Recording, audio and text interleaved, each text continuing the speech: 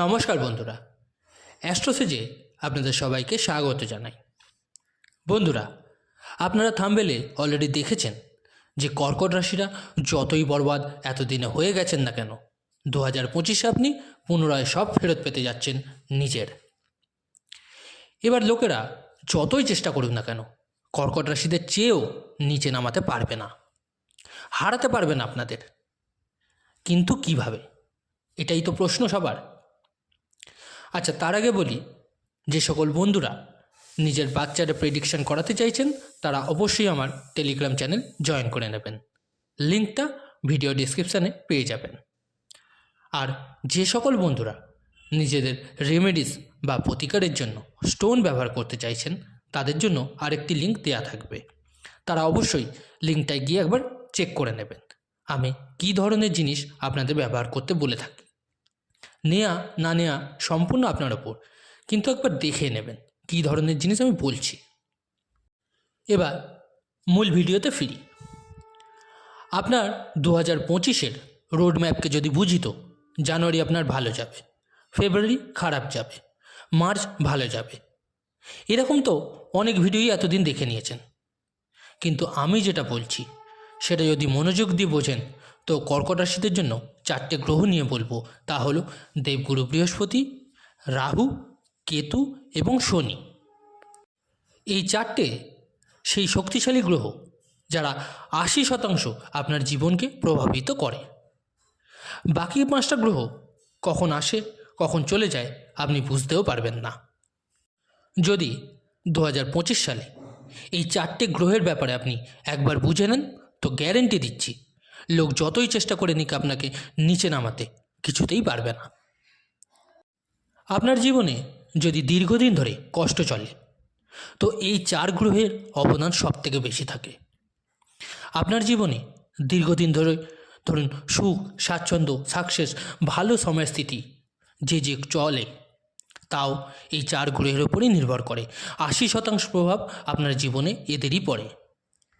এই 4টে গ্রহ আপনার জন্য আরও বিশেষ হতে চলেছে এই বছর, কারণ এরা 4জনই রাশি পরিবর্তন করবে 2025-এ। এদের মধ্যে সবথেকে প্রথম হবে 29শে মার্চ 2025-এ শনিদেব রাশি পরিবর্তন করবে। উনি কুম্ভ রাশি ছেড়ে আপনার রাশিতে প্রবেশ করবে, যা আপনার জন্য কোনো বরদানের থেকে কম হবে না। 2024 না, শুধু তার আগের 2.5 বছর ধরে যে ঢাইয়ার কষ্ট ভুগছেন তা আপনার থেকে কম কেউ জানে না। আর যখনই শনি আপনার অষ্টম ভাব থেকে বেরিয়ে নবম ভাবে শনিদেবের প্রবেশ হবে, আপনার পা থেকে শিকল খুলে যাওয়ার অনুভূতি আপনি ফিল করবেন।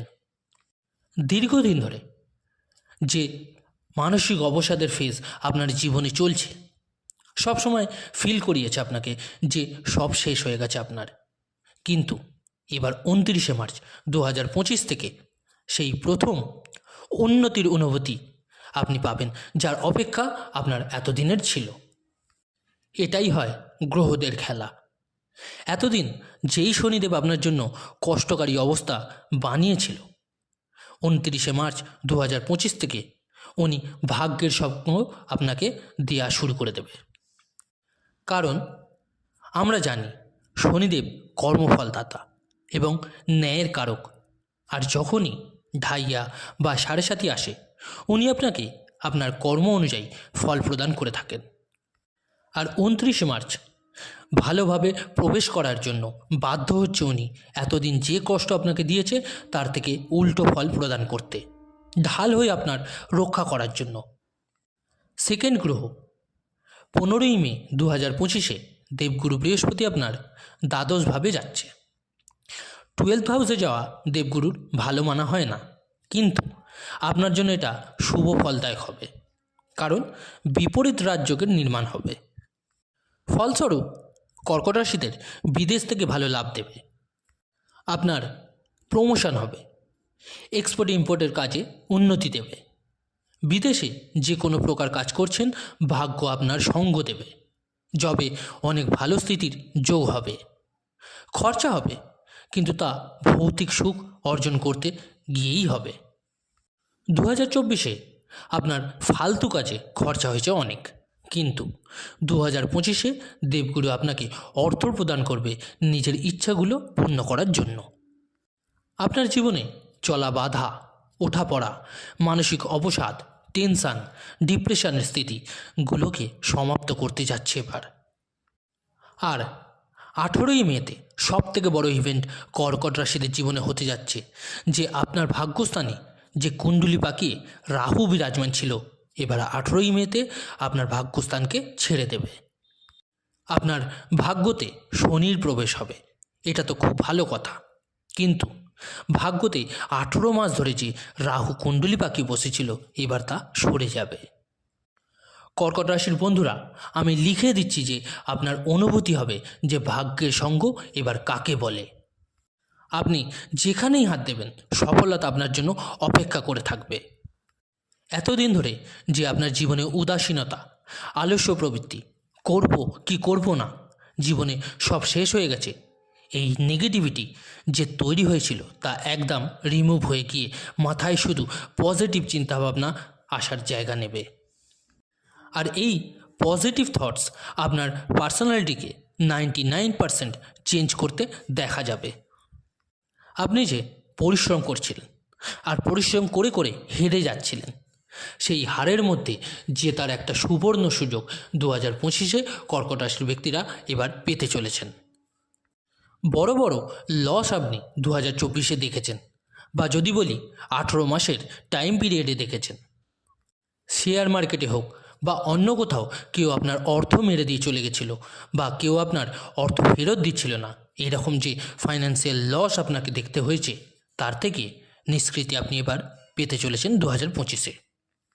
আচ্ছা, এবার আপনাদের বলে দিই 1 জানুয়ারি থেকে 15ই মের মধ্যে দেবগুরু আপনাকে কী দিতে চলেছে তা বলবো।